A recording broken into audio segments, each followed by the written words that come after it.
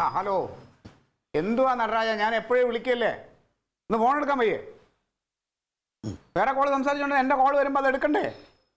ആ ആ പിന്നെ നാളെ രാവിലെ അത്യാവശ്യമായിട്ട് നീ ഇവിടെ വരെ വരണം. ആ ഇല്ല, നമുക്ക് അപ്പുറത്തെ അളിയൻ്റെ വീട് ഒന്ന് വൃത്തിയാക്കാനുണ്ട്. ഇന്ന് വന്ന പണിക്കാരെ ഇവിടുത്തെ ലേബർ ഓഫീസർ പണി ചെയ്യാൻ സമ്മതിച്ചില്ല. ഓ ആ ഓ അങ്ങനെ അവന്മാർ പോയി. ഇപ്പം നമുക്ക് ചെയ്യാമല്ലോ, നമ്മൾ ചെയ്യണതിന് ഒരു ഓഫീസർ ഇവിടെ തടയില്ല. നീ അതുകൊണ്ട് രാവിലെ ഇവിടെ എത്തണം. നടുവേനെ നീ ഒരു കാര്യം ചെയ്ത് നീ കുനിഞ്ഞ് നിന്നിട്ടൊന്നും ചെയ്യണ്ട. നിന്നിട്ട് നിനക്ക് മുകളിലോട്ടുള്ള സംഭവങ്ങളൊക്കെ ചെയ്യാമല്ലോ, അത് ചെയ്താൽ മതി. ആ രാവിലെ എത്തണം നടരായ. ആ ശരി. ഓ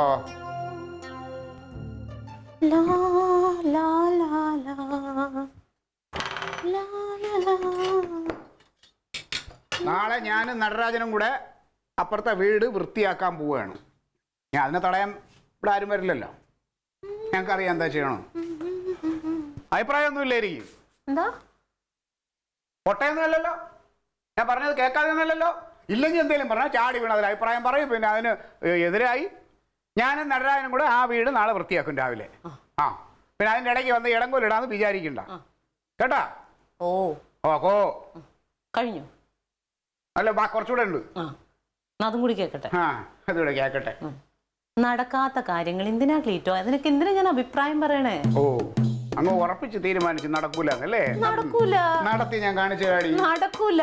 കനകനെ ഞാൻ വിളിച്ച് പറഞ്ഞിട്ടുണ്ട്, നിങ്ങൾക്ക് നല്ലത് കിട്ടും. ഈ പ്രാവശ്യം ഉണ്ടല്ലോ, അവന്റെ കയ്യിൽ നിന്ന് കിട്ടുമ്പോ അങ്ങോട്ട് നിന്ന് മേടിച്ചോ, ഞാൻ ഇടയിൽ കയറൂല. ഓ അപ്പൊ എന്റെ കൈ സിനിമയ്ക്കൊന്നും പോകൂല. ഞാൻ ഇത്രയും നാളെ അളിയൻ എന്നുള്ള ഒരു പരിഗണനയിലാണ് മിണ്ടാകുന്നത്. ആലപ്പുഴ ഇലക്ട്രിസിറ്റി ഓഫീസിൽ പുതിയ ആളിനെ നോക്കിക്കോളാൻ പറയേണ്ടി വരും.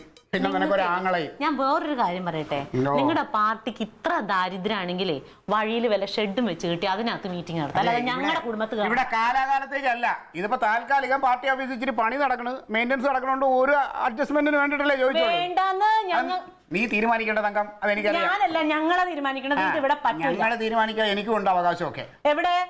ഇവിടെയോ?